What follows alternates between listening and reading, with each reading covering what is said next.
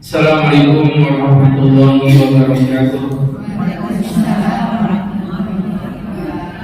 Alhamdulillahilladzi wa marasa wa ibadihi bila tawfiqi tasisin tawlan kontinana wa allafa baina qulubina asbahna bi ni'matihi ikhwana wa nazal illa min sudurina fadilna fid dunya asdiqaa wa ikhwana wa fil akhirati rufaqaa wa khillana. Allahumma salli wa sallim wa barik ala rasulillah sayyidina wa maulana wa habibina Muhammadin wa ala alihi wa sahbihi wa man tabi'ahum bi ihsanin qawlan wa fi'lan wa adlan ila yaumil qiyamah.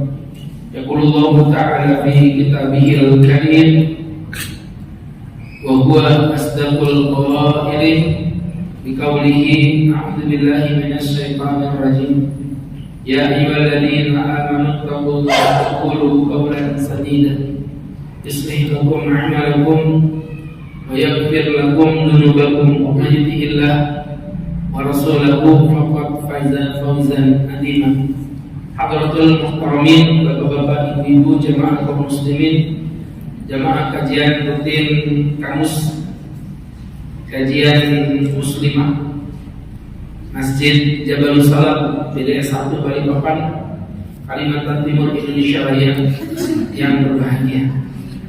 Alhamdulillah, Ramadan telah berlalu meninggalkan kita, dan yang tersisa adalah dalam euforia, dalam rasa cinta yang luar biasa. Kita masih bisa dipertemukan Allah dalam kajian rutin kita, kajian dalam episode yang ke-7324, dihadiri oleh 4.634 peserta, baik dari alam nyata maupun alam gaib.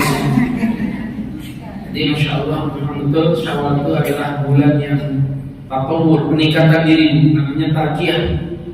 Ya, jadi bulan di mana kita mentarkiyah diri kita, meningkatkan ibadah kita, meningkatkan kualitas hubungan pada sesama manusia, ya, termasuk juga meningkatkan minuman. Jangan dari kopi berubah jadi air putih, itu terjadi penurunan. Tapi ini bukan Syawal, ya, karena Syawal itu peningkatan. Jadi kalau jadi air putih itu ya penurunan begitu. Wallahu a'lam bishawab. Dan kerennya, tadi pagi saya di dompet wafat dihidangin kopi. Saya bilang maaf, saya nggak bisa minum. Kenapa tak? Nanti saya dibeliin lagi di BDS. Jadi nanti saya double kopi. Nah, akhirnya tadi pagi saya minum air putih di dompet wafat. Baiklah, teman-teman yang berbahagia, pelajarannya ya, jangan pernah menolak rezeki itu ya. Yang ada syukuri, yang PHP tinggalkan. Jadi teman-teman yang berbahagia, yang dirahmati Allah, kirain Syawal itu lebih semarak gitu ternyata. Jadi teman-teman yang dimuliakan Allah Subhanahu wa taala, ini berbicara tentang fikih salat. Berarti saya disclaimer ya, ini bukan nama pelajaran fikih salat, ini nama tema. Jadi tentunya akan panjang, bahkan saya harus jujur sebagai orang yang memang saya di bidang fikih ya. Saya memang bidang fikih. Sejujurnya ya memang ini merupakan fikih paling panjang dibandingkan semua fikih apapun. Enggak ada yang lebih panjang dari fikih salat. Ibu cek aja. Fikih yang paling panjang, paling rumit, ya itu adalah fikih salat. Kalau dipelajari biasa kita sampai beberapa tahun. Ini kalau ngomong kajian fikih ngomong apa lengkap, bukan kajian fikih dasar ya. Kalau fikih dasar ya mungkin beberapa bulan gitu bisa. Tapi kalau untuk fikih lengkap itu sampai beberapa tahun, karena memang ini kajian yang sangat spesifik begitu. Baik, kita langsung masuk saja, tidak berpanjang. Diawali dari definisi itu ya. Untuk definisi sholat secara bahasa dan secara istilah. Adapun secara bahasa artinya adalah doa. Jadi sholat itu secara bahasa artinya doa. Ketika Allah berfirman kepada Nabi yang menerima zakatnya orang-orang, Allah berkata, Wassalli alaihim, Muhammad sholatilah dia. Mungkin kalau itu nggak paham artinya bingung, apa bayar zakat kalau disuruh sholati kan dipikir orang mati. Padahal maksudnya sholat di sini sholat secara bahasa artinya apa tadi? Doa. Berarti doakanlah dia, itu maksudnya ya. Jadi sholat itu artinya doa, tapi itu doa itu arti secara bahasa. Jangan nanti dibawa ke arti istilah, nggak nyambung. Ada beberapa orang ikut aliran kebatinan. Ya ada bu, di Balikpapan juga ada tempatnya tuh ada. Jadi ikut aliran kebatinan, aliran Walid. Ya, Walid nak Dewi boleh. Walid, mana bersama kami Walid? Nggak pernah nonton filmnya ibu ya, kasihan. Nggak punya akses data. Jadi teman-teman yang berbaik, ya maklumlah tinggal di perkampungan gini agak susah, agak sinyal gitu ya. Jadi teman-teman yang dirahmati Allah itu aliran kebatinan. Mereka bilang gini, ya sholat itu kan artinya doa. Ya saya duduk berdoa kepada Tuhan itu sudah sholat. Jadi iling, nyebut. Ada nggak orang yang kayak begitu? Ada. Maksudnya aliran kayak gitu tuh ada. Susahnya mau sama nenek-nenek begini. Saya lagi ngomongin orang zaman itu kan susah ada. Jadi ngomongin ada kejadian begitu tuh banyak. Jadi kalau misalnya ya bahasa mereka Ustaz itu sholatnya masih level syariat. Kalau saya itu udah level hakikat. Jadi sholat itu nggak usah pakai berdiri, nungging, berdiri, nungsep. Kurang kerjaan. Saya itu cukup duduk, yang penting iling sama Allah. Iling. Sibut. Gitu aja. Nah itu jelas sesat. Kenapa? Karena itu bahasa. Itu sama aja kayak gini loh Bu. Zakat itu artinya apa? Dia tahu nggak secara bahasa zakat? Bersih. Ibu lagi nyapu halaman, ngapain Bu? Lagi zakat Pak Ustaz. Orang stres saya bilang begitu. Bu, umrah itu artinya jalan-jalan. Ibu nggak pengajian? Enggak Pak Ustaz. Kenapa? Saya umrah. Kemana? Ke BSD. Dan secara bahasa benar dia memang umrah itu maksudnya jalan-jalan ke BSD. Tapi kan hanya orang bergumulan yang bilang begitu. Sama tadi dengan sholat, artinya bahasa itu doa. Tapi jangan diartikan ke istilah. Ada pun istilah. Secara istilah sholat adalah aqwalun, kumpulan dari ucapan, wa af'alun, dan pekerjaan, kumpulan dari ucapan dan pekerjaan, muftatihatun bitakbir, yang dibuka dengan takbir, wa muhtatamatun bitaslim, ditutup dengan salam. Dibuka dengan takbir, ditutup dengan salam. Biniyatin wa syara'itin maksusatin, dengan niat dan syarat-syarat tertentu. Dengan niat dan syarat-syarat tertentu. Begitu. Jadi saya akan coba bahaskan ya. Jadi ibu-ibu yang dimuliakan Allah, aqwal kumpulan dari ucapan-ucapan. Berarti di sini ada yang namanya berbentuk ucapan. Seperti contoh ibu membaca Al-Fatihah, ibu membaca apalagi tasyahud, itu ucapan. Wa af'alun, dan kumpulan dari pekerjaan. Ya, teman-teman yang dirahmati Allah, kumpulan dari pekerjaan itu tadi yang Ustaz maksudkan tadi. Jadi di situ ada pekerjaan, gerakan rukuknya, gerakan sujudnya, gerakan i'tidalnya, kumpulan dari ucapan dan pekerjaan. Ya, dengan begitu. Jadi ibu enggak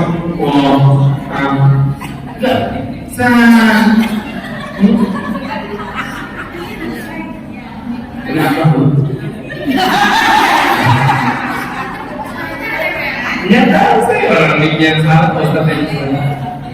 teman-teman yang dimuliakan.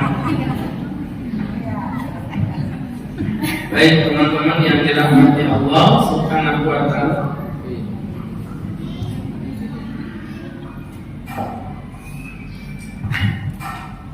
Jadi begitu Bu ya. Ini apa masangnya tadi? Gini, bawa sini aja.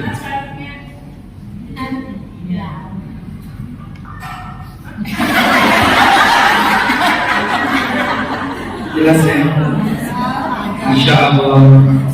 Kayak gitu tuh kalau baterai mati gue cemburu aja gitu. Sebelum itu keanggaran itu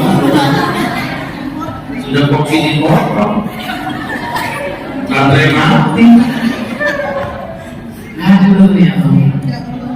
Jadi teman-teman yang dimuliakan Allah Subhanahu wa taala, tadi kaitan dengan yang saya sampaikan ke Ibu ya, bahwa kumpulan dari ucapan-ucapan dan pergerakan. Jadi penggabungan antara ucapan dan pergerakan. Mufatihah atau takbir yang dibuka dengan takbir. Namanya takbir apa Bu? Takbiratul ihram. Bu, mohon maaf ya. Takbiratul ihram itu wajib atau sunnah? Wajib ya. Yang wajib itu mulutnya atau tangannya? Mulut. Allah. Tangan. Hah? Oh dua-dua. Baiklah. Jadi Bapak pilih istri ini atau wanita lain? Dua-duanya. Tewas memang itu. Mau disuruh milih kok dua-duanya. Udah gini saya kasih clue aja. Clue-nya dua-duanya dikerjakan betul. Tapi maksud Ustaz yang wajib yang mana? Karena ada satu wajib, ada satu sunnah. Yang wajib mulut atau tangan? Terjadi perbedaan pendapat di antara ulama. Al-Jabal Salam. Oke, pertanyaannya nggak asik, ganti yang lain aja. Salat wajib menghadap kiblat nggak Bu? Yang wajib menghadap kiblat bukanya pada dadanya. Sama belum tentu. Ini contoh nih, saya menghadap kiblat nih ya. Ini begini. Alhamdulillahirabbil alamin. Dadanya ke depan. Ayo. Jadi yang wajib menghadap kiblat buka pada dadanya. Oke. Saya baca ayatnya, tapi nggak pakai terjemahan. Jadi fokus ya. Fawalli wajhaka shatral masjidil haram. Fawalli wajhaka shatral masjidil haram. Baca atau tidak? Baiklah. Pertanyaan nggak ganti yang lain aja. Salamnya wajib sekali atau dua kali? Assalamualaikum warahmatullahi wabarakatuh. Iya Mbak, nanti kesana dengan aja. Yang wajib sekali atau dua kali? Jadi perbedaan pendapat di antara ulama al-bid'ah. Masya Allah. Ibu yang berbahagia, 3 pertanyaan tadi jawabannya yang 2 nggak kompak, berarti ada yang benar ada yang salah. Yang satu kompak dan kompaknya pun salah. Hebat luar biasa. Makanya saya selalu bilang itu belum nggak terlalu penting belajar fikih sholat. Dan itu pertanyaan lucu-lucu ini nggak ada yang benar jawabannya. Yang pertama sholat wajib takbiratul ihram. Yang wajib mulut apa tangan? Ternyata yang wajib adalah mulutnya. Orang dari dada pakainya mulut Bu yang wajib. Ibu kalau takbiratul ihram tangannya begini, nggak sah. Atau gini, Allah akbarnya mana? Mudik belakang umur. Tapi kalau ibu sholat begini, Allahu Akbar, sholatnya sama. Walaupun menurut keyakinan kita tidak afdal. Makanya jangan heran di Mekah itu masih ada sholat yang tangannya lurus, tidak bergerak sama sekali. Itu sebagian penganut mazhab Imam Malik dan sebagian lagi orang-orang Syiah. Tapi dari empat madzhab yang wajib, empatnya sepakat mengatakan tangannya diangkat semuanya dan dilipat, dan itu hukumnya adalah sunnah. Jadi artinya kalau ada orang-orang yang tangannya diluruskan, kami katakan itu tidak perfect, tidak sempurna, tapi sholatnya tetap sah. Sholatnya tetap sah. Itu maksudnya begitu. Jamaah yang dimuliakan Allah Subhanahu wa ta'ala. Begitu ya Bu ya? Ibu? Ya. Begitu ya Bu ya? Ya. Jadi yang dimuliakan Allah, kayak gini ceramah kalau ada kopi satu gitu rasanya. Maka ibu Allah Subhanahu wa ta'ala kembali ke laptop. Ibu pernah lihat ada jin kekurangan sajen? Ini sudah kalau ada kopinya tuh kayak gitu, emosi kan? Maka kembali ke laptop.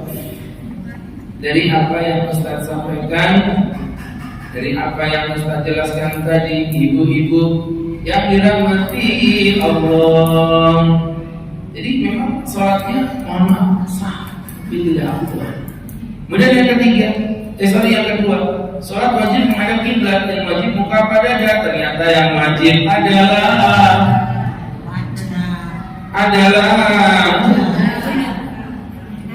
dadanya. Kapan-kapan muka mau ada di situ? Tidak. Nah, ibu tadi saya jawab dengan ayat tadi itu kan. Walli wajhaka satrul masjidil haram. Waktu itu ceritanya Rasulullah sholatnya menghadap ke Baitul Maqdis. Terus Nabi itu dangan-dangan begini, coba aja sholatnya menghadap ke Baitul Haram di tanah Makkah, lebih bagus. Nah maka Allah katakan fawalli, maka berpalinglah wajhaka, hadapanmu, bukan wajah ini. Wajhaka itu maksudnya hadapanmu ya kepada Masjidil Haram, menuju ke Masjidil Haram. Jadi yang menghadap dadanya. Makanya orang sholat kalau wajahnya noleh gak batal. Iltifat tidak batal, menoleh makruh. Menoleh itu dalam sholat hukumnya makruh, tapi tidak batal. Ya, tapi tidak batal. Tapi kalau dada ibu yang bergerak, misalnya sholat Ka'bahnya di sana, ibu kayak begini, Alhamdulillahirabbil alamin, begitu. Itu batal sholatnya. Karena hitungan kiblat itu ada di dada. Noleh tidak batal, bahkan kalau nolehnya ada aja bagus, apa?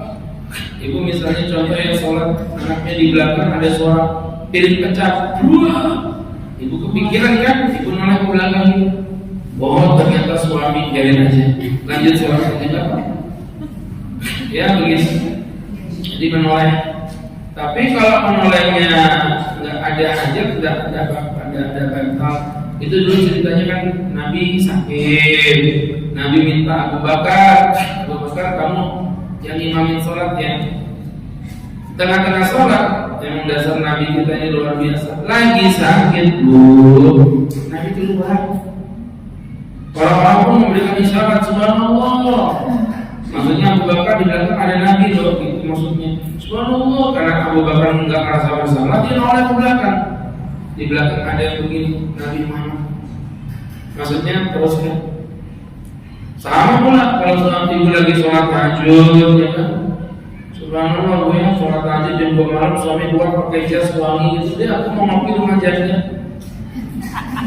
Apa maksudnya? Betapa memang itu satu gerakan berarti, gue. Jadi teman-teman yang berbahagia, yang dimuliakan Allah, itu tadi gambarannya begitu hadirin. Yang dimuliakan Allah Subhanahu wa ta'ala ala kulli hal. Ya, tadi itu. Oh, satu lagi ya, salat tadi salamnya sekali apa 2 kali? Ternyata memang salamnya cuman ini loh, ya Allah, cuman ini kenapa sih cuman sekali aja. Yang pertama wajib, yang kedua sunnah. Yang pertama wajib, yang kedua sunnah. Sama kayak ibu Haji yang pertama wajib, haji yang kedua sunnah.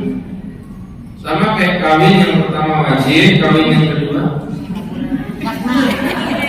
Allah. Baik, seperti itu gambarannya Bu ya. Maka kembali dari apa yang saya jelaskan tadi. Muftatihatun bin takbir dibuka dengan takbir, wa muftatimatun bin taslim ditutup dengan salam. Biniyatin dengan niat. Jadi ada niatnya.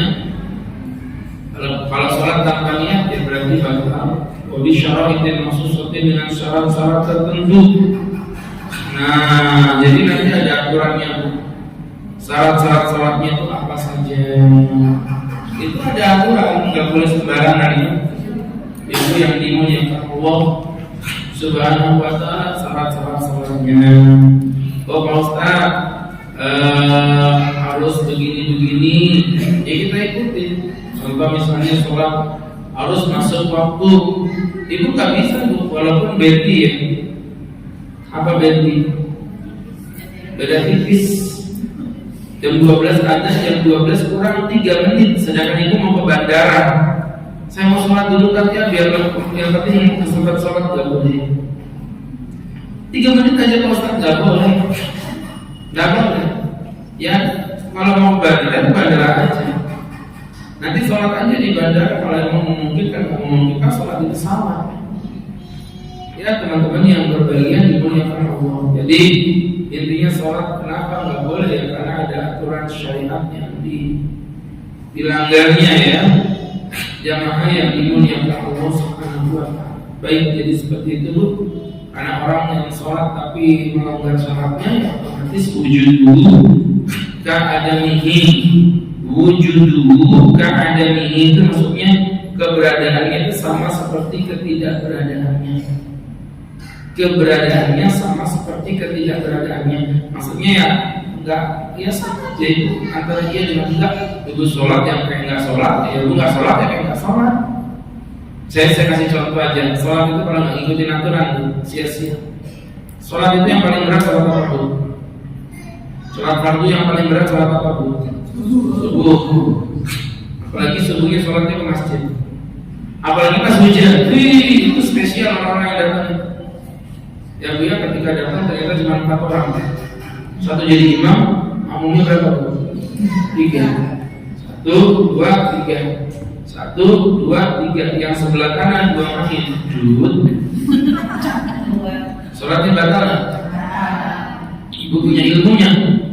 Dia bingung, Ais, batal kan ada sholat kunijah? Kenapa batal? Dan kurang ajar Bu, kenapa pernah disalahkan? Dia kadang mau batal Bu Ais. Yang kedua dia tidak kan tapi begini, pusat baunya. Ngomong begitu tuh batal banget ya Bu. Nah, yang ketiga itulah orang BDS yang rajin pengajian di JBS. Ya kan? Apa yang terjadi ibu yang dimuliakan Allah Bu, luar biasa. Tidak ngomong, tidak kentut. Tapi karena provokasi dari yang tengah bilang siapa yang kentut. Nah orang ini cuma 3. Berarti dituduh kalau bukan kanan pasti ini. Yang kanan karena merasakan itu pura-pura nggak tahu dia. Yang kiri merasa terzalimi. Bukan saya tapi dia. Pergerakan yang seperti itu batal sholat ya Bu. 3-3-nya batal. Begitu imamnya nolak, kalau sholat nggak boleh. Satu masjid batal. Ya, tentunya cerita ini versi belakang, tapi ceritanya menggambarkan dalam realita kehidupan kita banyak. Saya kasih contoh satu aja, sebenarnya banyak, cuma saya kalau kasih contoh nanti bubar tema kita Bu. Satu aja Bu ya, mohon maaf ya. Ada seorang imam ngimamin sholat harusnya tasawuf awal duduk. Harusnya tasawuf awal duduk. Dia lupa Bu. Karena dia belum ngopi. Dia nggak fokus. Jadi teman-teman yang dirahmati Allah Subhanahu wa ta'ala, akhirnya dia lupa. Habis sujud harusnya duduk tasawuf, dia berdiri. Allahu Akbar. subhanallah. Lu mohon maaf gue, itu imam nggak boleh duduk, nggak boleh. Karena dia udah masuk rukun berikutnya, bukan mukanya orang. Nggak boleh. Karena kalau dia duduk, berarti dia mundur. Berarti rukunnya kebuang. Padahal rukun sholat itu kan tertib berurutan, tidak boleh mundur. Kalau dia duduk batal sholatnya. Kalau imam yang punya ilmu, duduk dia. Atau punya ilmu tapi dia nggak punya konsistensi diri, tahu nggak boleh tapi maunya menekan dia secara psikis kan, subhanallah, bingung dia, akhirnya tadi dulu batal juga. Yang betul apa? Kalau Ustaz jadi imam, subhanallah, kasih isyarat apa? Begini, masih ngotot subhanallah, kenceng, subhanallah.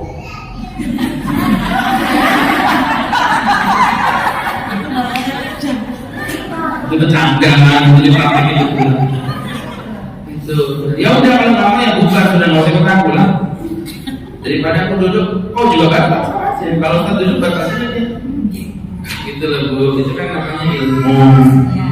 Hanya harus belajar yang benar. Yang benar harus fokus.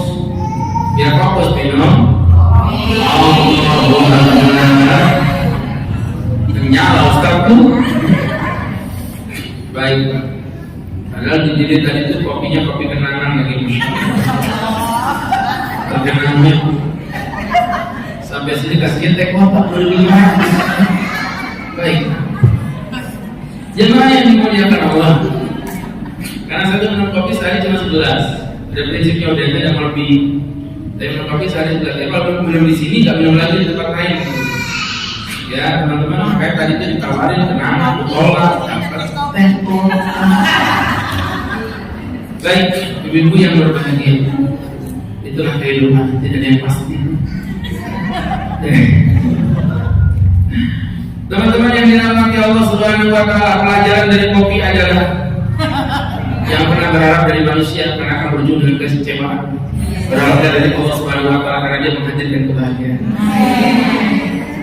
Jangan sia-sia kopimu mana, belum ada ya.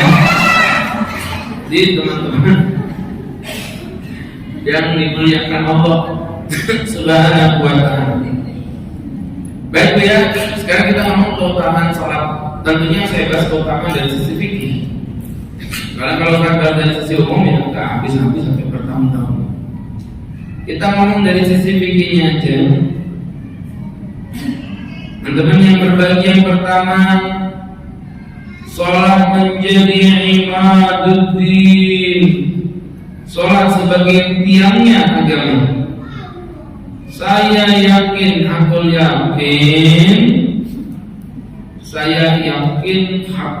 yakin bahwa semua ibu tahu hadis ini.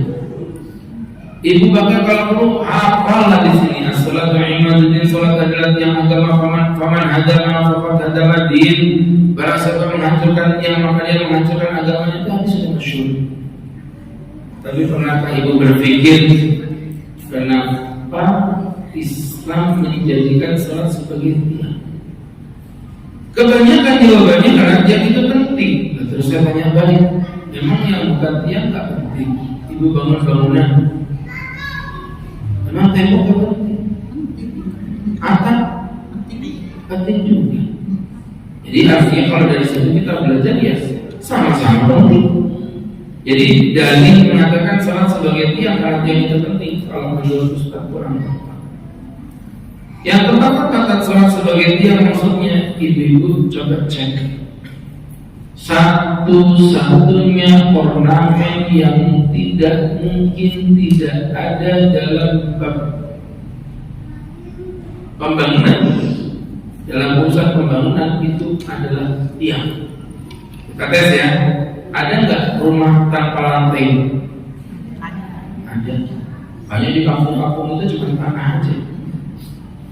Ada nggak rumah tanpa dinding? Bangunan tanpa dinding ada nggak? Di mana? Gazebo, betul sekali. Gazebo tidak ada dinding. Ada nggak bangunan tanpa atap?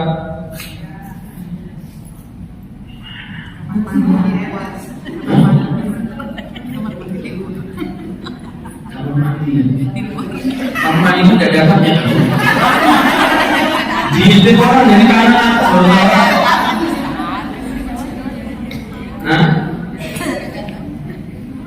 di stadion kan tidak ada atapnya. Jadi ada kita kan kalau misalnya Ustaz bangunan tanpa tiang ada bu? Nggak. Tenda aja bu yang cuma kain itu ada tiangnya bu. Jadi berangkat dari situ ibu-ibu yang berbahagia yang dimuliakan Allah, kami mempertegas kembali bahwa berkaitan dengan masalah tiang itu, apalagi kalau rumahnya orang di Jawa itu banyak tiangnya itu, tiang undi, pasti tiang jawi.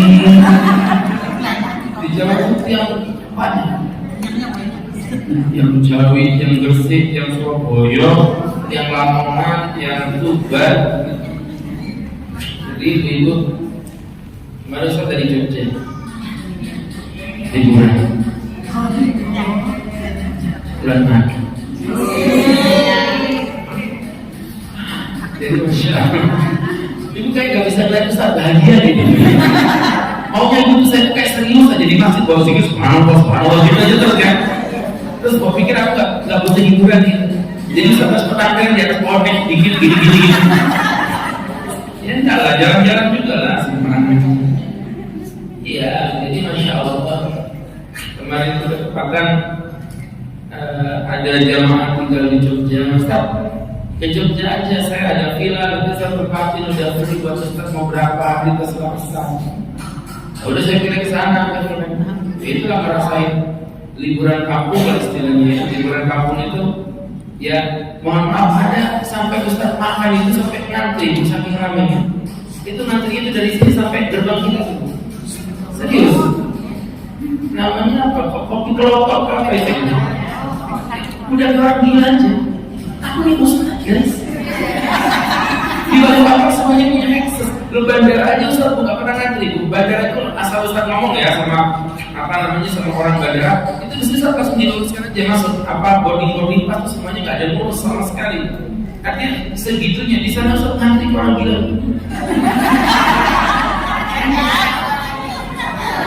Iya, hanya untuk makan nasi putih, telur, lodeh, asli gumul pokoknya.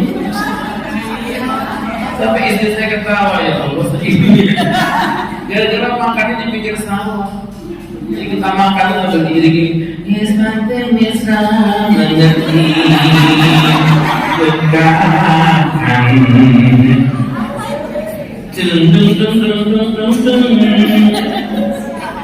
Itu aja. Jadi manusia itu sebenarnya yang dibutuhkan bukan kaya, yang dibutuhkan itu apa yang jarang dia temukan. Karena juga biasa di Balikpapan di kota, ya taunya makan ya di restoran ber-AC, taunya kan gitu. Makan di pinggir pantai, makan di sawah. Mata tuh diginin semua gagalnya. Gitu tuh bayar 500.000. Iya, Masya Allah, tabarakallah. Jadi artinya ya berpaham gitu ya, ternyata yang dibutuhkan manusia itu bukan kekayaan, tapi keunikan, sesuatu yang belum pernah kita temui. Ya mohon maaf ya, makanya teman-teman yang dirahmati Allah, ada momen-momen yang bagus nih kayak pengajian di restoran, pengajian di alam terbuka, sesekali yang aneh dan unik gitu. Kemarin itu juga sempat ke puncaknya ini gunung apa Sumbing atau gunung apa aja, tinggi banget bu, dan di bawah awal di bawahnya kita. Jadi ada momen kita naik mobil begini, nanjak ini, kita mau menembus awannya, betulan. Jadi kita naikin betul-betul kayak kabut putih. Jadi awannya kabut aja sebenarnya, bukan kayak yang di film-film bisa didudukin itu kan ya. Jadi kita nembus, jadi awan kita pegang-pegang gini. Nah ketika kita udah naik di puncaknya, dilihat itu awan yang kita lewatin tadi. Ya Allah lihat kan. Ya itu aja. Jadi teman-teman yang dirahmati Allah Subhanahu wa Ta'ala, jadi pelajarannya ya untuk kita bersama Kalau punya rezeki jalan-jalan tuh bagus. Istri saya itu saya ajak jalan-jalan. Paling kalau kita nggak ada jalannya paling kemana. Yang ada masalah umumnya itu Gunung Malang ya. Kalau mau ngadem-ngadem kita ke puncak di Batu yang banyak bisnis.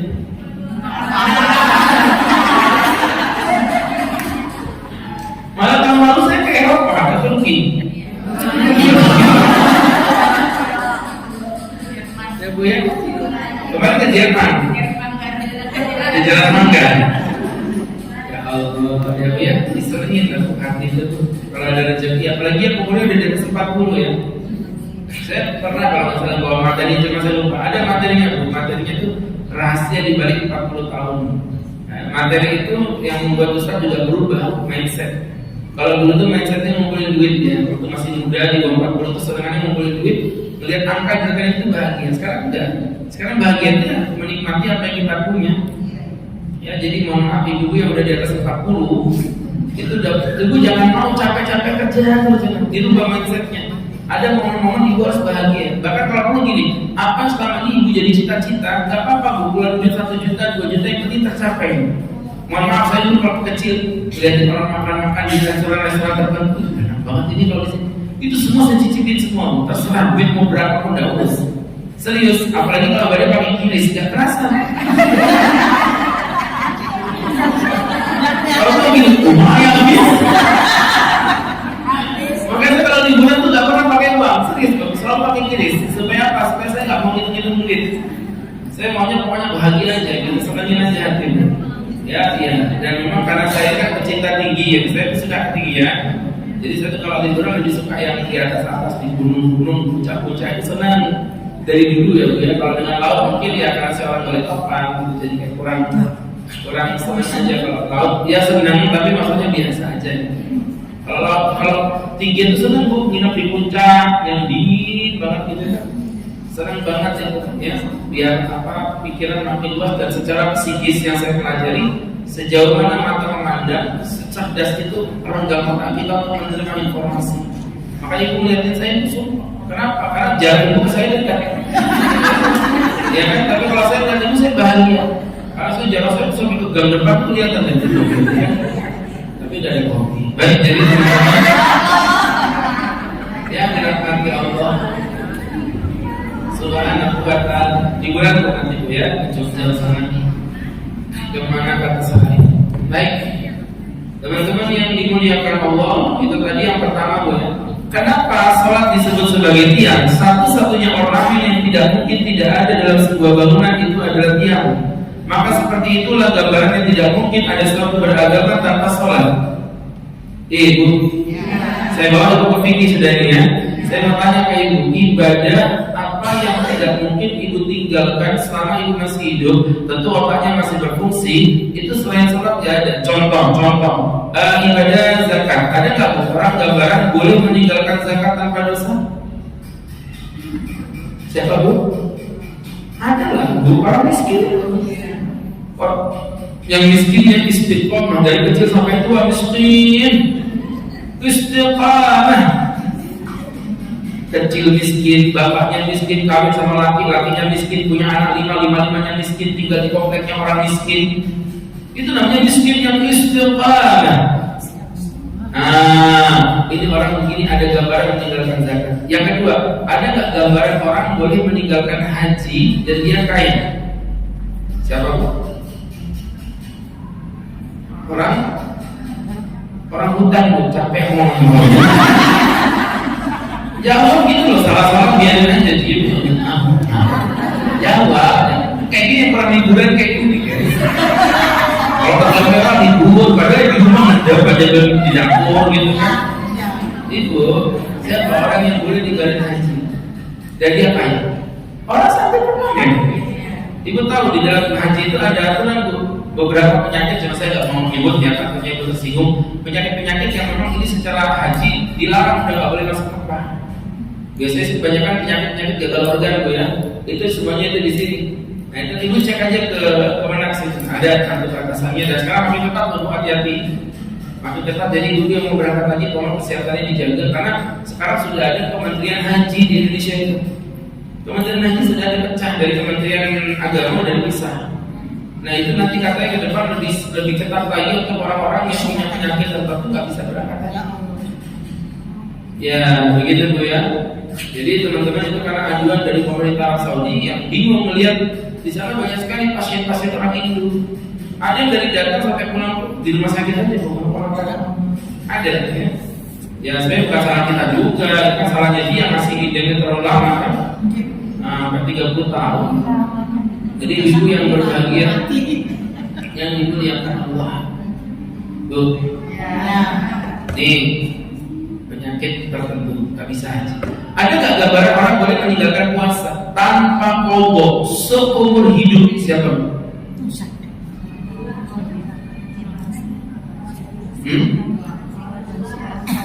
Orang gila kok bahas ya. Kenapa dari tadi ya? Siapa nak wajib zakat? Orang gila. Siapa nak wajib haji? Orang gila. Orang gila. Orang yang gila. Aneh aja sih. Kan Ustaz sudah bilang dari awal selama otak masih berfungsi. Jadi benar nggak dari memang itu? Masih dibahas orang gila pula. Itu kalau sahabat itu dibahasnya terus gitu ya. Saya pulangnya tuh orang bilang banding memang menjadi saya. Kalau saya emosi nggak ada kopi. Baik.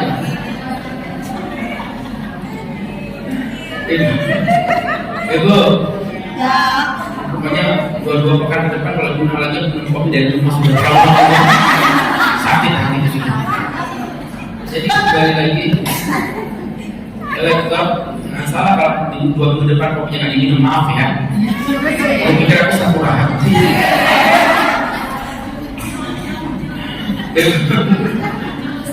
Orang yang boleh meninggalkan puasa tanpa dosa, tanpa qadha seumur hidup. Kai yang sudah pikir, yang sudah tua renta, sudah masih berfungsi, tapi maksudnya sudah tua banget. Kai puasa, enggak cuy. Kenapa kai enggak kuat? Umur kai berapa? 99 cuy. Ya udah, karena kai sudah tua, jadi kai nggak usah puasa nggak apa-apa ya. Nanti kai qadha tahun depannya. Kalau umur kai sudah 100 tahun, kata kainya iya lebih tak kuat, bego. Lewat 99 gak kuat sudah qadha 100 kan kumul itu. Makanya sama Allah kai tidak perlu qadha, cukup membayar fidyah, orang yang fidyah. Nah, sekarang saya tantang balik pertanyaan berikutnya. Siapa yang bisa menyebutkan ke Ustaz orang yang boleh meninggalkan sholat selama nyawa masih berfungsi, selama nyawa masih berfungsi, selama nyawa masih berfungsi, selama nyawa masih berfungsi, otak masih ada, aku belum gila lagi awas tuh ya. Sudah sedetail ini loh pertanyaannya loh. Ya teman-teman yang berbahagia, maka teman-teman yang dirahmati Allah Subhanahu wa ta'ala, kami mempertegas kembali sahabat-sahabatku yang dimuliakan Allah Subhanahu wa ta'ala boleh meninggalkan sholat. Siapa kira-kira? Orang boleh meninggalkan sholat siapa? Orang nifas, haid kan. Orang haid itu bukan meninggalkan sholat, diharamkan sholat. Coba dibahas. Jadi dia boleh itu maksudnya atas kehendak dirinya, dia boleh meninggalkan sholat. Siapa?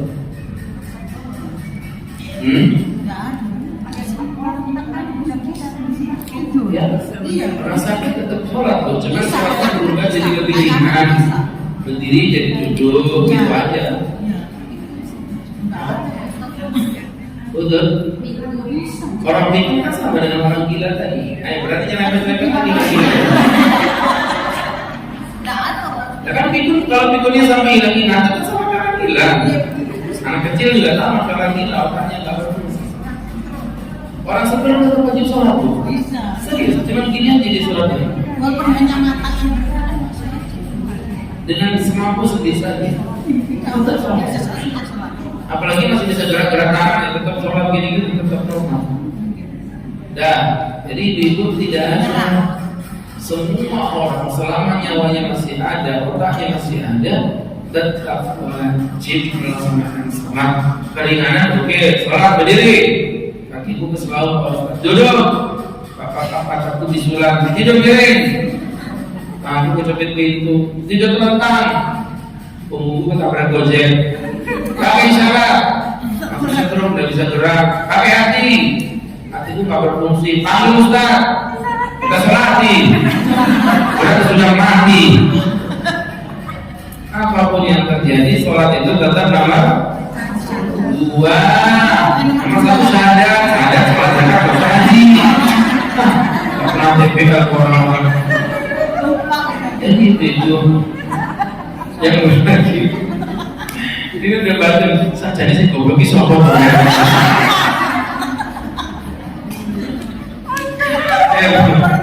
Ini kayaknya dari tadi nggak pernah bener gue ya, salah terus gue ya. Itu kan kalau sudah emosi kayak gini nih. Oke. Jadi artinya tuh, jadi sebenarnya belajar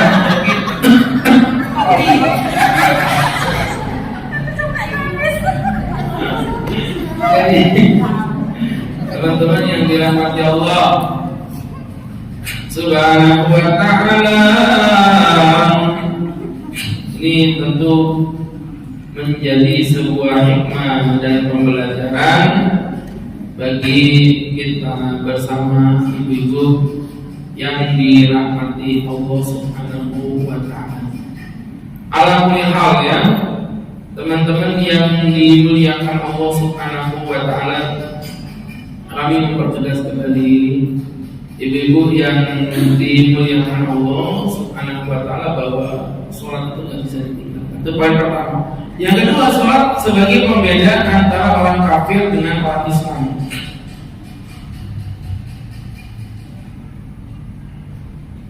Sholat menjadi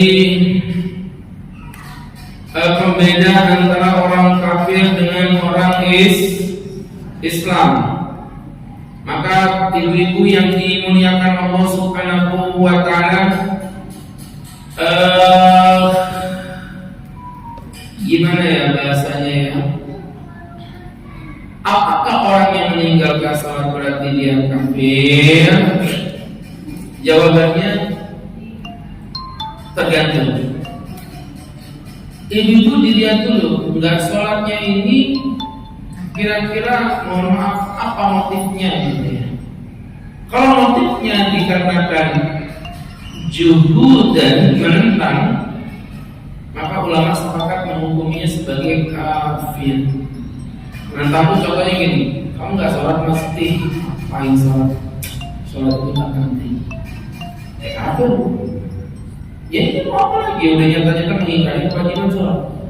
Tapi kalau meninggalkannya karena takasulan, karena malas, jadi karena memang betul-betul dia malas, kamu nggak sholat nggak Pak Ustaz, kenapa lagi menstruasi lagi malas, maka yang begini hukumnya tidak kafir, tetapi bentuknya adalah fasik, pelaku dosa besar.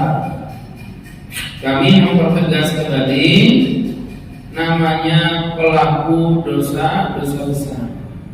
Jadi selevel dengan berzina, pencuri dan sebagainya. Nah ini nanti untuk spesifiknya, dalilnya, perdekatannya, semuanya nanti insya Allah Ustaz akan bertanggungjawabkan secara spesifik di tema-tema berikutnya. Nanti ada bab khusus tentang ini. Ya, apakah orang yang meninggalkan sholat itu kafir atau tidak? Tapi sudah saya jelaskan tadi secara global, hukum meninggalkan sholat kalau karena dia menentang maka kafir, tidak ada khilaf. Tapi kalau dia tidak menentang, dia tidak sholat, maaf dia tidak sholat, tapi dia mengakui sholat itu wajib. Ada nggak sih itu? Dan pelacur itu berzina. Kira-kira dia sadar nggak pelacur dia sadar? Sama kayak preman nggak sholat, itu dia sadar. Makanya beberapa preman itu lagi azan dia nggak nyanyi, dia diem, hormati orang sholat. Itu padahal dia nggak sholat gitu loh. Jadi teman-teman yang dirahmati Allah Subhanahu wa ta'ala, Tadi gambarnya begitu ya. Sudah telat. Jangan langsung.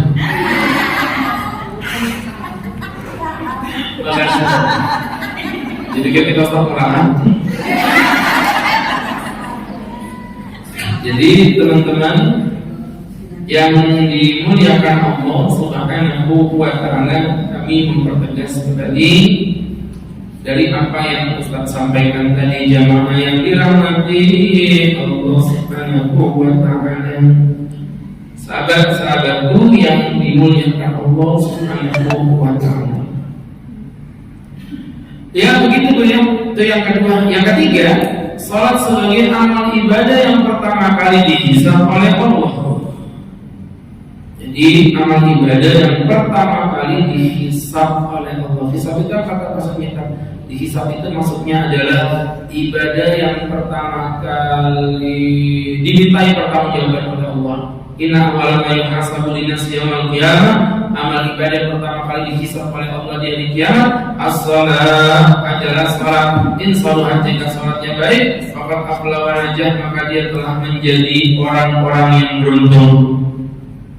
Wa in afsadat, namun jika salatnya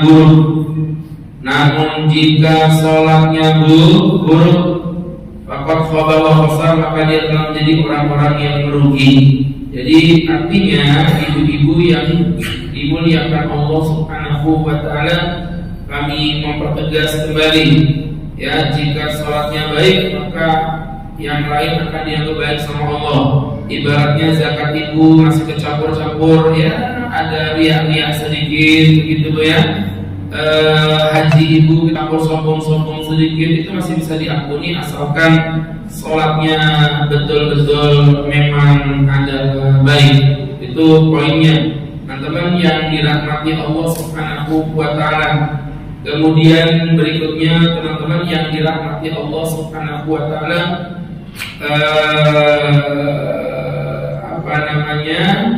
namun jika sholatnya sudah buruk, artinya memang betul-betul sudah buruk, maka kami mempertegas teman-teman yang dirahmati Allah Subhanahu wa Ta'ala. Ya, sahabat-sahabatku yang dirahmati Allah, maka sebagus apapun amal ibadah ibu akan menjadi sia-sia di mata Allah. Karena ibaratnya kayak Ustaz, misalnya teman-teman yang dimuliakan Allah Subhanahu wa Ta'ala, gimana ngasih gambarannya ya teman-teman yang dirahmati Allah? Contohnya gini aja, kalau pertama kali orang menjadi pramugari, yang pertama kali dilihat itu kira-kira cantiknya atau pinternya? Cantiknya dulu. Yang pertama kali dilihat itu cantiknya dulu biasanya. Kemudian yang kedua, kalau mau jadi guru TPA, yang pertama kali dilihat cantiknya atau pinternya? Pinternya. Kalau mau mengundang ustaz ceramah di BDS, yang dilihat itu gantengnya atau pinternya? Nanti bilang saja deh. Ya sopan kalian ini. Gitu kayak sekali-kali dua-duanya gitu. Jangan hati ustaznya sekali-kali. Jadi ibu-ibu yang dimuliakan Allah Subhanahu wa Ta'ala, maka kalau kita pelajari itu, artinya yang dilihat itu sesuatu yang terpenting. Kayak misalnya kayak pramugari yang dilihat cantiknya itu ya, kalau pintar ya berarti nilai plus kan begitu ya. Sama kayak guru TPA tadi yang dilihat pintarnya berarti cantiknya itu nilai plus. Maka berangkat dari situ ibu-ibu, sholat itu menjadi amal ibadah yang pertama kali dihisab oleh Allah Subhanahu wa Ta'ala. Sahabat-sahabatku yang dimuliakan Allah Subhanahu wa Ta'ala, yang pertama kali dihisab oleh Allah itu adalah sholat. Makanya kalau dikatakan sholat itu yang terpenting, loh ini dia yang pertama kali dihisab itu kan berarti yang pertama kali dilihat sama Allah, itu cocok masuk surga apa enggak itu? Sholatnya dulu. Jika sholatnya bagus, maka kebagusan sholat, kebaikan sholat itu akan dilihat dari dua sisi. Kebaikan secara jasad, fisiknya, berarti fikihnya bu. Ya berarti fikihnya. Teman-teman yang dimuliakan Allah Subhanahu wa taala, secara kandungan fikih itu kalau kita mau ambil hikmah, teman-teman yang dimuliakan Allah Subhanahu wa taala, ya memang harus sesuai dengan aturannya nanti. Makanya yang mau kita pelajari nanti insya Allah, gimana rukuknya, gimana sujudnya, gimana tata cara takbiratul ihramnya, itu semuanya yang kita pelajari, itu namanya jasadnya. Yang kedua adalah berkaitan dengan masalah ruhnya. Kalau ruhnya itu nanti masalah kekhusyuan. Ini juga nanti ada babnya khusus tentang bab sholat khusyuk. Ya, jadi artinya jangan sampai sholat itu secara fikihnya dapat. Ya, teman-teman yang dimuliakan Allah Subhanahu wa taala, saya ulangi lagi, secara fikihnya dapat, Bu. Tapi secara ruhnya atau khusyuknya enggak dapat, jangan juga. Sebaliknya khusyuk tapi enggak pakai fikih juga enggak bisa. Itu seperti jasad dengan ruh tadi. Ada jasad tanpa ruh namanya bangkai. Ada ruh tanpa jasad namanya hantu. Jadi sholat itu kalau nggak sholat bangkai, ya sholat hantu. Makanya nggak pernah memberikan kebaikan. Ketika kita sholatnya masih gini-gini aja, ya berarti kita cuma masih banyak belajar. Nanti insya Allah akan kita bahas itu ya, secara khusyuknya bagaimana, secara fikihnya bagaimana, sehingga fikihnya bagus tapi khusyuknya juga bagus. Jangan nanti sholat fikihnya bagus tapi nggak khusyuk, atau kebalik, khusyuknya bagus itu fokus sama Allah tapi fikihnya ngawur. Fikihnya ngawur, akhirnya sholatnya menjadi sia-sia di mata Allah Subhanahu wa taala. Ini tentu jadi pembelajaran untuk kita bersama. Wallahu a'lam bishawab. Baik, teman-teman, berhubung yang kita tunggu sudah tiba. Iya, sudah nggak mau lanjutin lagi. Semoga enggak, ini memang sebagai prolog ya, artinya fikih sholat itu panjang. Jadi yang kita bahas ini masih pengantar fikih sholatnya. Nanti insya Allah untuk bab berikutnya kita bahas tentang metode khusyuknya. Setelah metode khusyuk baru nanti kita masuk ke fikihnya. Itu panjang sekali penjelasannya. Karena Ustaz sudah disclaimer tadi, kalau fikih sholat dasar sih mungkin ya tadi mungkin 5, 6, 7 pertemuan selesai. Tapi kalau fikih lengkap itu nanti dari sholatnya. Selesai sholat nanti ada sholat sunnah. Selesai sholat sunnah nanti ada sholat berjamaah. Habis sholat berjamaah nanti ada sholat jamaah qashar. Habis sholat jamaah qashar nanti ada panjang lebar itu. Perbabnya panjang-panjang. Alhamdulillah. Ya, mudah-mudahan bisa kita ambil hikmah dan berkah. Tafadhol. Ini Ustaz buka sesi tanya jawab, tentunya umum, baik yang Ustaz bahas ataupun bahkan yang belum Ustaz bahas ataupun di luar tema Ustaz persilakan. Silakan teman-teman. Silakan yang di rumah, ada yang namanya. Silakan teman-teman. Ya.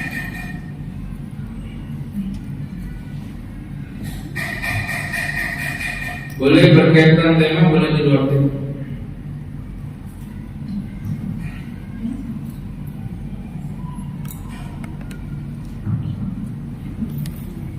Ada yang mau bertanya, Ibu? Silakan. Bisa di luar tema.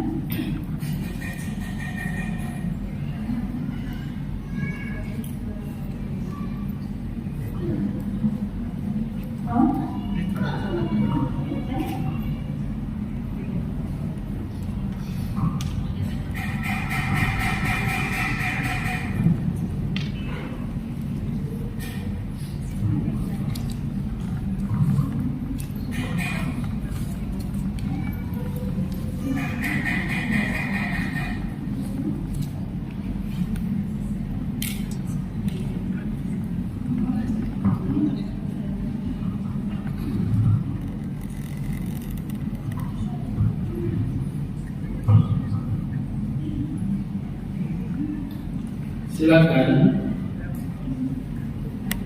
Assalamualaikum warahmatullahi wabarakatuh. Assalamualaikum warahmatullahi izin pertanyaan. Silakan. Kalau misalkan kita lagi diburu waktu, misalkan kita mau pergi dan harus on time gitu tadi ya.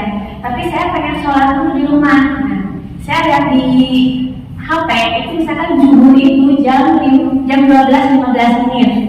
Tapi saya tunggu di masjid belum azan juga, padahal udah masuk waktu zuhur di HP. Itu apakah apabila saya melakukan salat ketika jam 12:16 misalkan saya lebihkan 1 menit, sedangkan di masjid belum zuhur, belum azan, salat saya sah atau bagaimana? Terima kasih. Sama-sama. Jadi bukan adzan, landasannya bukan pada adzan. Teman-teman yang dimuliakan Allah Subhanahu wa taala, sekali lagi saya ulangi ya, landasannya bukan pada azan tapi pada waktunya. Nah, ibu kalau misalnya ibu berijtihad, misalnya ibu punya ijtihad, saya punya ijtihad, tapi ijtihad itu ada upaya yang contoh misalnya apa? Misalnya dengan melihat waktu, jamnya udah ibu cocok-cocokkan, memang udah masuk, tapi emang suara azannya belum tiba, ya kita berhusnudzon aja, mungkin si muazzinnya punya uzur sehingga telat. Nah, apabila kita melakukan sholat yang seperti itu, maka teman-teman yang dimuliakan Allah Subhanahu wa taala tidak mengapa bagi, artinya tidak mesti menunggu suara azan, yang penting sudah masuk waktu, waktunya udah masuk. Itu bentuk dari ijtihadnya. Nggak boleh ngawur. Bisa ngawur tuh ya ibu merasa gimana rasanya ya, menurut saya kayaknya udah masuk sih, udah gelap berarti udah maghrib. Bisa begitu, itu namanya ngawur. Jadi nggak apa-apa bu, walaupun belum terdengar azan, yes, Allahu a'lam bishawab. Terima kasih Pak Ustaz. Assalamualaikum warahmatullahi wabarakatuh. Assalamualaikum warahmatullahi wabarakatuh. Assalamualaikum Ustaz. Masanya kita pernah sholat, biasa baca surat itu kan di 2 itu udah ketiga kan nggak baca surat.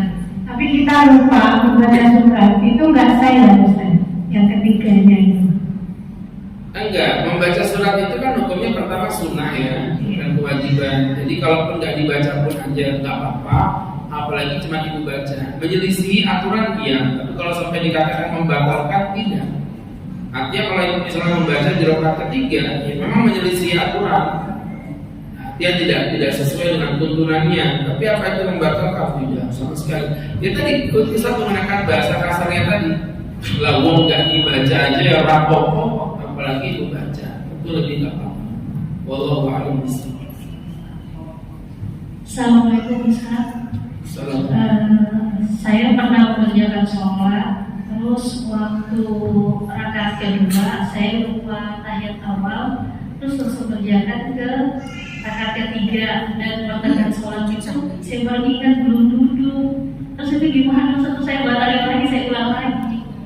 Itu tadi bukan sudah kita jelasin ya. Iya, cuma saya rakaat kedua itu kalau ibu terlanjur berdiri, nggak apa-apa. Kan tasawuf awal tadi kan hukumnya sunnah, bukan kewajiban. Ibu nggak usah membatalkan. Belajar sholat kayak biasa aja. Cuma nanti sebelum salam sujud sahwi dua kali. Ya, sujud sahwi 2 kali sebelum salam. Allahu Akbar, subhanallah la yanamu wa la yasjud.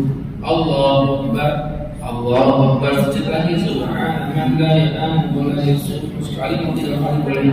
Allahu Akbar, assalamualaikum, selesai. Iya, jadi tidak perlu dibatalkannya. Oke, yang lain. Assalamualaikum warahmatullahi wabarakatuh. Assalamualaikum warahmatullahi wabarakatuh. Ustaz, kalau kita sholat itu kan berusaha untuk khusyuk.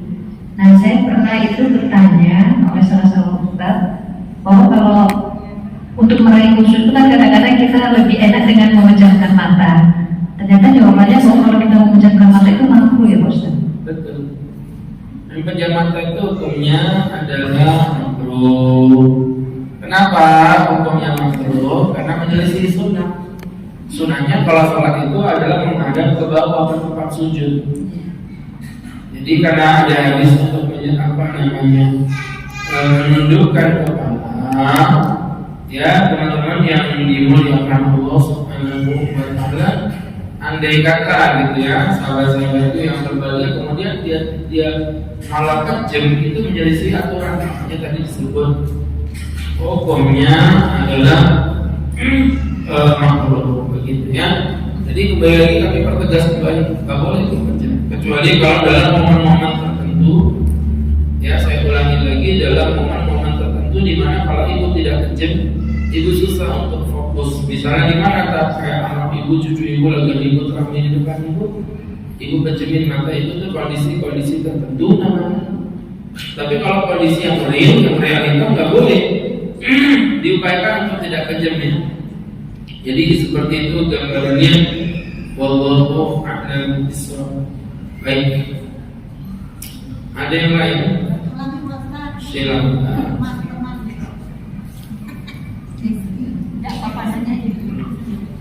Silakan.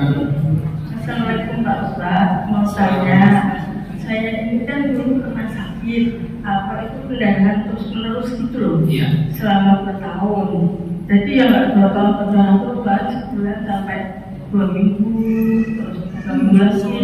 Nah itu kan dengan saya tak sholat ya. Teman saya itu bilang gini, kamu walaupun ngomong itu ngomong darah. Kamu sholat nggak apa-apa, itu kan penyakit, tapi kan saya nggak mantap. Itu berarti saya harus memotong sholat yang banyaknya segitu ya. Jadi yang melakukan itu namanya, bahasa kita namanya ashabul a'dzar ya, orang-orang yang memiliki uzur. Itu mirip seperti, mohon maaf, sama kayak orang beser, sama kayak orang yang keputihan.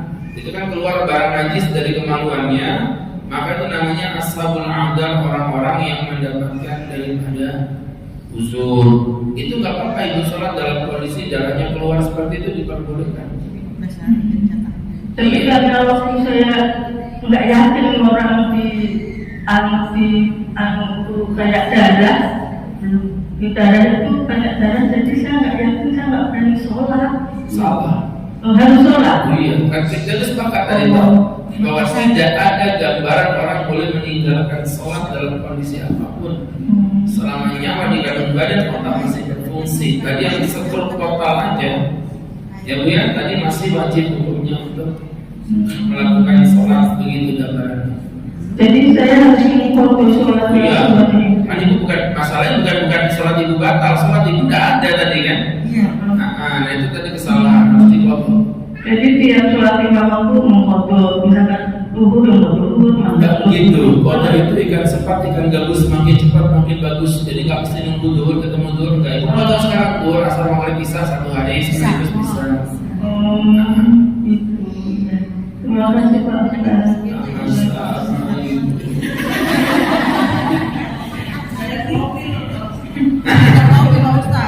Sudah ada kopi berarti. Belum diminum. Silakan. Ada yang bertanya lagi, Ibu?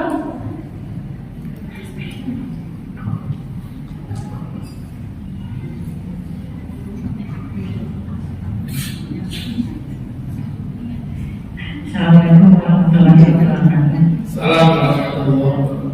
Ustaz, kalau kita dulu itu kita belum tahu kalau sholat itu kita harus jika kita meninggalkan sholat itu kita harus mengqadha. Setelah kita tahu kalau sholat itu harus diqadha, terus kita untuk membayar qadhanya itu yang kita lupakan itu selalu setiap kita sholat langsung sholat qadha itu bukan? Yang nggak minum kopi saya kok yang aneh ini ya?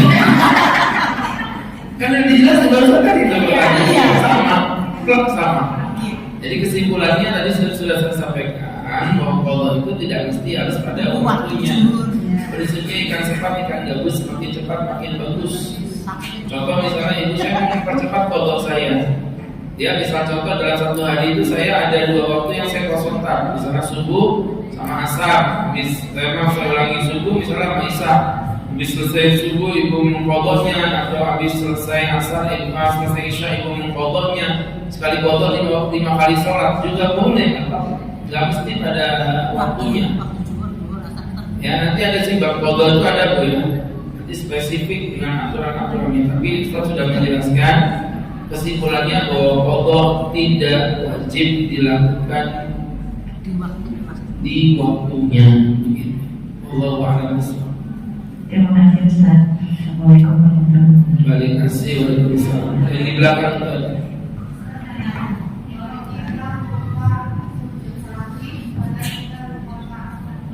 Gak apa-apa. Sujud sahwi bukan kewajiban ya, dia menambal lubang.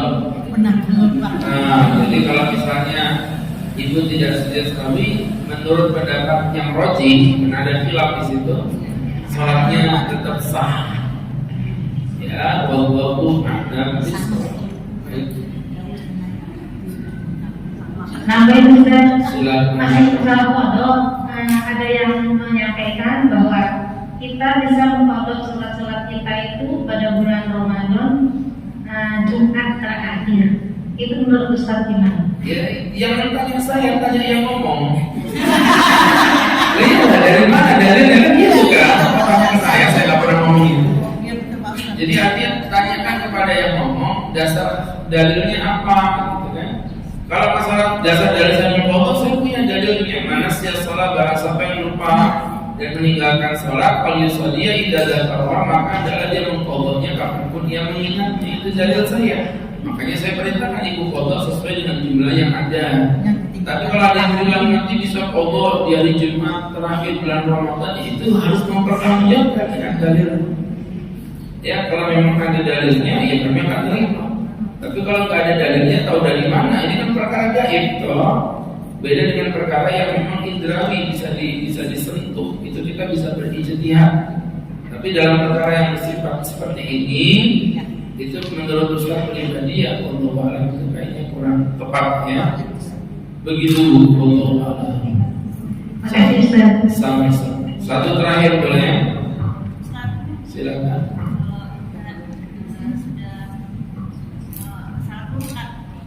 Kalau kita sudah terus pada saat kita lupa terus sudah mau gitu, jadi ingat kunut berdiri lagi. Gak apa-apa, yang penting belum duduk. Masih mau sujud gitu kan? Masih bisa. Sama dengan tadi sebenarnya sama. Dengan tasawuf awal tadi, asalkan ibu belum tegak berdiri, duduk lagi masih boleh. Tapi kalau udah tegak berdiri itu nggak boleh, karena nanti ibu udah masuk ke berikutnya. Sama kayak tadi kunut juga sama. Ibu masih mau sujud, baru mau gitu berdiri lagi boleh. Tapi kalau udah sujud nggak boleh berdiri lagi. Karena berarti sholat itu nggak beruntung kan? Ya, Allahu a'lam. Baik, sama-sama barakallahu fikum teman-teman yang dirahmati Allah. Ini sudah menjadi pelajaran untuk kita bersama dan bisa menjadi hikmah, bisa kita ambil hikmah. Dan sekali lagi ini masih pengantar ya, belum masuk pada temanya. Semoga bisa diambil hikmah untuk kita bersama. Mari kita berdoa.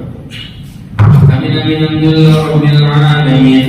Hamdan wa fi ni'amahu wa yukafi mazidah ya rabbana lakal kama yanbaghi li jalali wajhika wa 'azimi sultanik. Allahumma shalli wa sallim wa barik ala rasulika sayyidina Muhammadin bil awwalin wal akhirin wa fi kulli waqtin wa fil malaa'il a'la ila yaumiddin. Ighfir dhunubana wastur uyubana ونبر قلوبنا وجعلنا بنور الإيمان لا تدع لنا ذنبا إلا غفرته ولا عيبا إلا سترته ولا حاجة إلا هديت ولا هما إلا فرجته ربنا آتنا في الدنيا حسنة وفي الآخرة حسنة وقنا عذاب النار ربنا إنك قلت في كتابك الكريم ادخلوا أستجب لكم فنحن دعوناك يا ربنا فاستجب لنا كما وعدتنا إنك لا تخلف الميعاد ربنا وصلى الله على سيدنا محمد نبي الأمي وعلى آله وصحبه وسلم وارزقنا المتابعة ظاهرا وباطنا يا أرحم الراحمين بفضل سبحانك ربك رب العزة عما يصفون سلام على المرسلين والحمد لله رب العالمين. Terima kasih. Semoga semoga bermanfaat. Billahi taufik wal hidayah. Assalamualaikum warahmatullahi wabarakatuh. Waalaikumsalam.